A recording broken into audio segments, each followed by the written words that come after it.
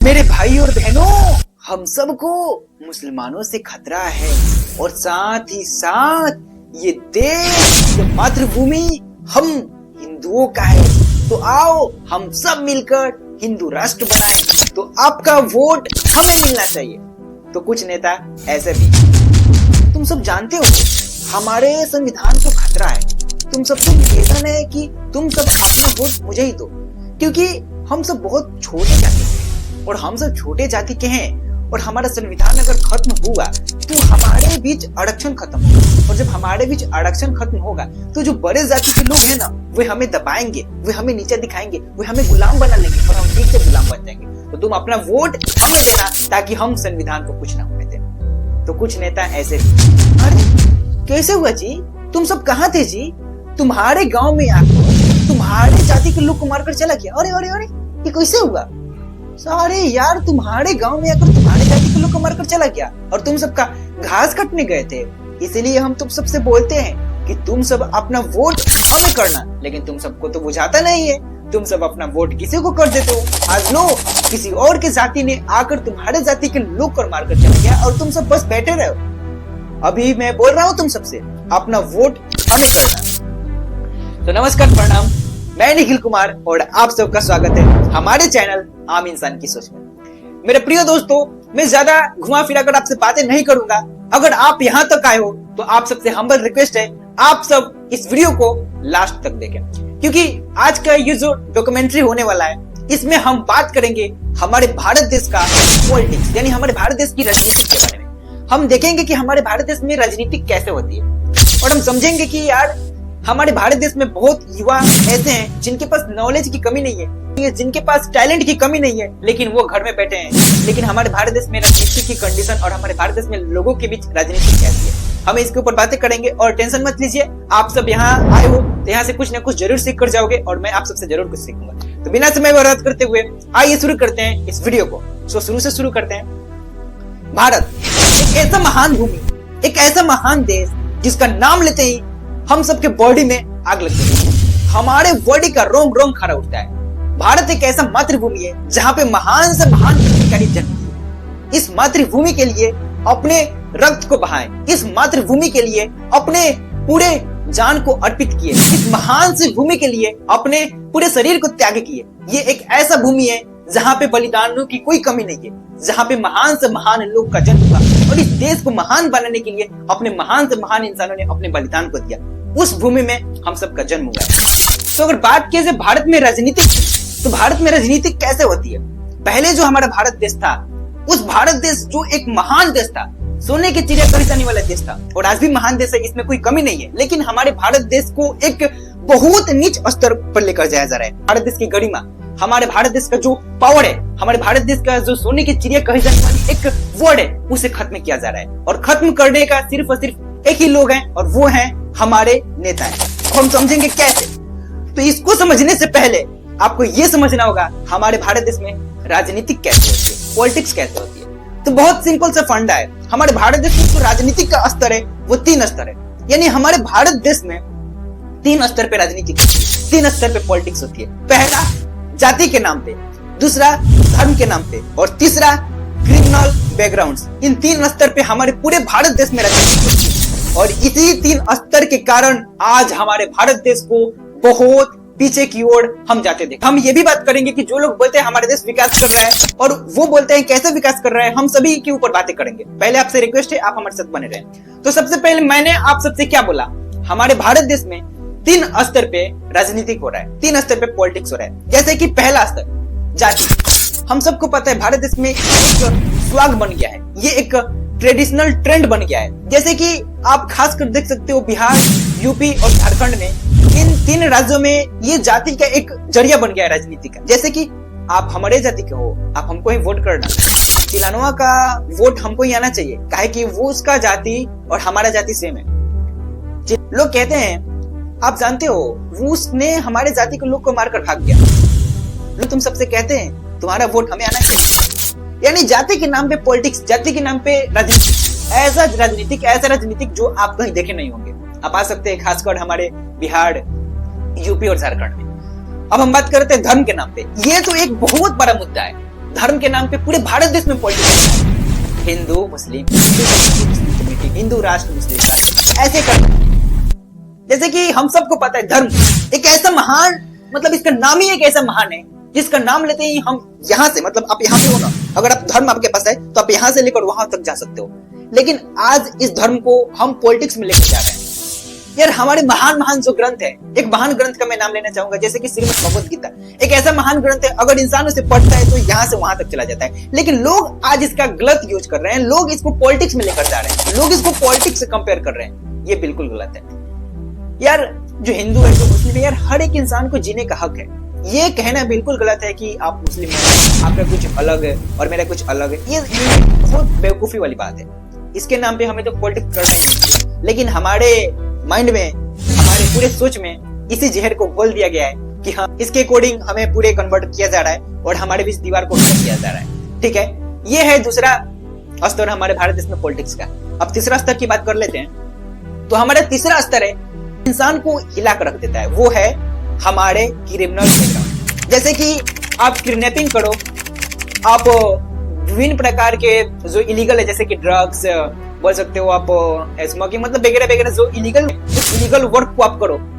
और आप पहले तो माफिया ग्रुप्स में रहो, माफिया बनो, बहुत बड़े इलीगल वर्क्स को करो, आप अपने एक बैकग्राउंड बनाओ, क्रिमिनल बैकग्राउंड बनाओ, बहुत ज्यादा पैसा कमाओ और उन सभी पैसे को आप पॉलिटिक्स में लेकर चले जाओ और नेता बन जाओ, सांसद बन जाओ, विधायक बन जाओ। इन 3 स्तर पे हमारे पूरे देश में पॉलिटिक्स हो रहा है। रुकिए, मैं आप सबको बता रहा हूँ, ध्यान से समझिए, आपको समझ में आएगा। अब आप ये सोच रहे होंगे कि भाई मैं कहना क्या चाहता हूँ, ठीक है, तो आप मेरे पॉइंट को नोट कीजिएगा। हाँ, मैं आपसे बोल रहा हूँ, आप मेरे पॉइंट को नोट कीजिएगा।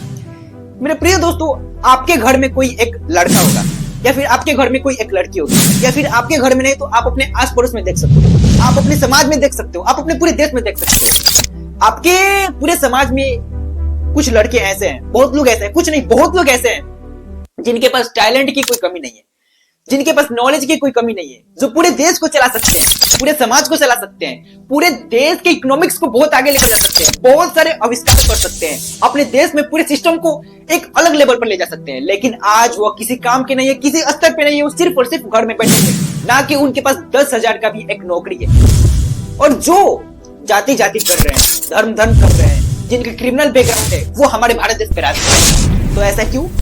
ये प्रश्न मैं आप सबसे पूछ रहा हूँ, क्यों हो रहा है? आपके पास नॉलेज की कोई कमी नहीं है, आपके पास टैलेंट की कोई कमी नहीं है, आपके पास एक अलग लेवल की पावर है, फिर भी आप घर में बैठे हुए हो, आपके पास एक 10,000 की भी नौकरी नहीं है। लेकिन जिनके पास बहुत सारे जाति का मुद्दा है, बहुत सारे धर्म का मुद्दा है, बहुत सारे क्रिमिनल बैकग्राउंड से, वो सांसद बन रहे हैं, विधायक बन रहे हैं और देश पे राज कर रहे हैं। ऐसे क्यों? अब आप सोच रहे हो क्योंकि वो देश का विकास कर सकते हैं। कौन लोग? तो जो लोग इन 3 स्तर में हैं, वो लोग देश के विकास करते हैं। ठीक है, हम एक एक पॉइंट्स को समझेंगे। आप इन सभी को साइड में कीजिए, ठीक है, आप इन सभी को साइड में कीजिए। आपके बीच मैंने जो भी बोला और आपके बीच मैंने जो भी रिप्रेजेंट किया, आप उन सभी को साइड में कीजिए। आप साइड में कर दिए। अब हम पॉइंट की बात करते हैं। सबसे पहले पहला प्रश्न है, अगर मैं आप सबसे बोलूं कि हमारा देश विकास नहीं कर रहा है, अगर मैं आप सबसे बोलूं कि हमारा देश विकास नहीं कर रहा है, और साथ ही साथ जो ये हमारी सरकार बोलती है कि हम भारत को विश्व गुरु बना रहे हैं और भारत को विश्व गुरु बना देंगे, वो ये कभी नहीं कर सकते हैं, तो आप क्या बोलिएगा? मुझे पता है आप आग बबूला हो जाएगा, क्योंकि आप पहले बोलिएगा कि बाबू पहले जाकर तुम अपने भारत का स्ट्रक्चर समझो, बाबू पहले जाकर तुम अपने भारत का इकोनॉमिक्स पढ़ो और जाकर तुम भारत के बारे में नॉलेज, और फिर आकर यहाँ पे चिल्लाना। सही बात है भाई, आप ऐसे कहिएगा और कहना भी चाहिए। हमारी गवर्नमेंट बोलती है कि हम विकास कर रहे हैं, ठीक है, तो मैं पूछना चाहता हूँ किस स्तर पे आप विकास कर रहे हो? तो भाई बोलेगी कि ये भी कोई पूछने वाली बात है? आप 2014 से पहले जाकर देखिए हमारे देश का स्ट्रक्चर कैसा था और आज हमारे देश का स्ट्रक्चर कैसा है। आप 2014 से पहले जाकर देखिए हमारे भारत देश में एजुकेशन की एक विकिपीडिया क्या था और आज हमारे भारत देश में एजुकेशन का विकिपीडिया क्या है। आप 2014 से पहले जाकर देखिए हमारे भारत देश में लोगों की एक सोच क्या थी और आज लोगों की सोच क्या है। आप 2014 से पहले जाकर देखिए हमारे भारत देश में सड़कें कैसे थे, हमारे भारत देश में रेलवे मार्ग कैसे थे, हमारे भारत देश में बिल्डिंग्स कैसे थे, हमारे भारत देश में स्कूल कैसे थे, हमारे भारत देश में कॉलेजेस कैसे थे, हमारे भारत देश में हॉस्पिटल्स कैसे थे। आप 2014 से पहले जाकर देखिए और आज जाकर देखिए हमारे भारत देश में कितना ज्यादा ग्रोथ हुआ है। ठीक है, मैं एग्री करता हूँ इन सभी बातों से, मैं एग्री करता हूँ और ऑनेस्टली मैं एग्री करता हूँ इन सभी बातों से कि हाँ हम ग्रोथ की ओर जा रहे हैं, हम ग्रोथ कर रहे हैं, हमारी गवर्नमेंट ये सभी काम कर रही है। ठीक है, मैं एग्री करता हूँ। लेकिन ये जो विश्व गुरु बोलती है हमारी गवर्नमेंट कि हम विश्व गुरु भारत को बना रहे हैं, तो सबसे पहले मैं गवर्नमेंट से एक क्वेश्चन पूछना चाहता हूँ, विश्व गुरु का ये डिफिनेशन क्या होता है? विश्व गुरु का परिभाषा क्या होता है? आप एक्सप्लेन कर सकते हो विश्व गुरु का मतलब? तो हाँ, गवर्नमेंट का डिफिनेशन यही है कि विश्व गुरु मतलब पहली बार G20 का अध्यक्षता करने का मौका मिला। साथ ही साथ भारत का इकोनॉमिक्स जो विश्व का 5वां स्थान बन गया। आप ऐसे करके विश्व गुरु का डिफिनेशन दीजिएगा। ठीक है, ठीक है, मैं इस बात से भी एग्री करता हूं, लेकिन जो मैं एक पॉइंट का बात करने वाला हूं और एक पॉइंट का प्रश्न पूछने वाला हूं वो आप सबके बीच, और आप सबसे ये रिक्वेस्ट है, आप इस प्रश्न को नोट कीजिएगा। मेरे प्रिय गवर्नमेंट जी एंड मेरे प्रिय देशवासियों जैसे कि मैं और आप हमें बताइए, हमारे भारत देश में कितने लोग ऐसे हैं जो डेली कुपोषण और भुखमरी के शिकार के कारण होते हैं? मैं आप सबसे प्रश्न पूछना चाहता हूं, आप हमें बताइए, हमारे भारत देश में कितने लोग ऐसे हैं जो डेली कुपोषण और भुखमरी के शिकार के कारण मरते हैं? आप गूगल की रिपोर्ट के अकॉर्डिंग हमारे भारत देश में 3000 बच्चे ऐसे हैं जो डेली कुपोषण और भुखमरी के कारण मरते हैं, और सालाना का लगभग 10 लाख बच्चे। हमारे भारत देश में कितने लोग ऐसे हैं जो डेली बिना भोजन किए सोते हैं? तो 20 करोड़ लोग ऐसे हैं जो डेली बिना भोजन किए सोते हैं।